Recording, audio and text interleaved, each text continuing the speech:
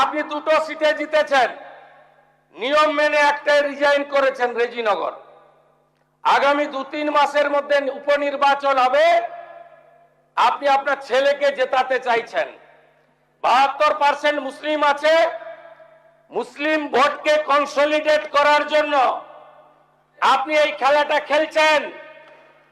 আপনি কান খুলে শুনে রাখুন, আপনাকে এইভাবে ধমক হুমকি বেপরোয়া লাগাম ছাড়া কথা বলতে দেব না, দেব না, দেব না। আপনাকে আমি শুধু 3টে উদাহরণ দিলাম।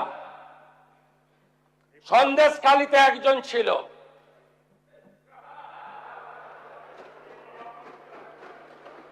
2024 পয়লা জানুয়ারি বলেছিল তৎকালীন বিরোধী দলনেতা এলে তার হাত পায়ে পা হাতে লাগাবে আর চামড়া মেদিনীপুরে পাঠিয়ে দেবে।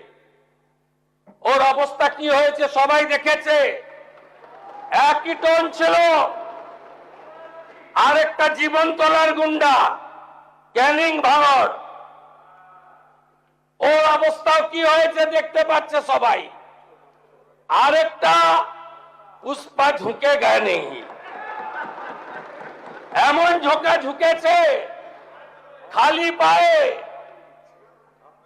ছোট প্যান্ট পরে, কান ধরে উঠবস করতে করতে যাচ্ছে।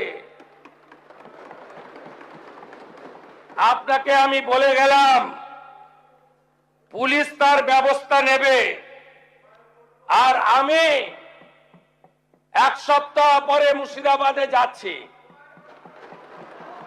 আমি প্রমাণ করে দেব ভারতবর্ষের সংবিধান আইন শেষ কথা বলে, কোন বাতেল আবাদ শেষ কথা বলে না। আপনাকে সংযত হওয়ার, সতর্ক হওয়ার, এই ধরনের কথা প্রত্যাহার করার এবং ভবিষ্যতে এই ধরনের কথা বলার আগে 25 বার ভাবার হুঁশিয়ারি দিয়ে আমি সবাইকে আশ্বস্ত করছি। আপনারা ভাবছেন কেস হয়েছে, অ্যাকশন কবে হবে? যারা ওকে ডেকেছিল এই সভাতে তাদেরকে আগে তুলব, তারপরে আপনার কাছে যাব। যা করার করব, আমি আশ্বস্ত করছি আপনাদের। আপনি ধরে রাখুন, এটা ওর শেষ বক্তব্য, ধরে রাখতে পারেন। এই সরকার আইনের শাসন প্রতিষ্ঠা করবে, গুন্ডাদের শাসন সমাপ্ত করবে, নিশ্চিন্ত থাকুন। সবাই ভালো থাকবেন, ধন্যবাদ।